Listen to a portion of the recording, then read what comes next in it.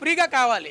ఆ విద్యా వైద్యం కూడా ఫ్రీగా లేకుండా మీరేదో చేస్తాము, ఏ అన్నదాత సుఖీభవ 5,000 వేసి అన్నదాత సుఖీభవ అంటే ఎట్లా?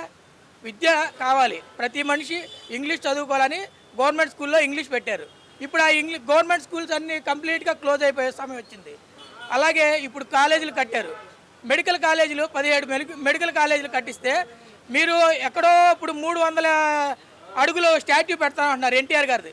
ఆ స్టాట్యూ పెట్టండి, తప్పులేదు, కానీ దానికి పెట్టే డబ్బు అయితే ఈ మెడికల్ కాలేజీకి పెడితే అనేక మంది పేదలకి ఫ్రీ సీట్లు రావడానికి కానీ మెడికల్గా చదువుకుని ఈ గవర్నమెంట్కి మన రాష్ట్రం ఎంతో ఉన్నత స్థితికి వెళ్తుంది. చాలామంది మెడికల్ విషయంలో డబ్బులు కట్టుకోలేక ఆ స్తోమత లేక ఉన్న పేద ప్రజలు చాలామంది ఉన్నారు. వాళ్ళకి ఎంతగానో ఉపయోగపడుతుంది. అలాంటిది ఎడ్యుకేషన్ ఇవ్వండి. మీరు గవర్నమెంట్ ఇవ్వాల్సిందేంటి? ఫ్రీ ఎడ్యుకేషన్, ఫ్రీ మెడిసిన్, అది ఇవ్వండి.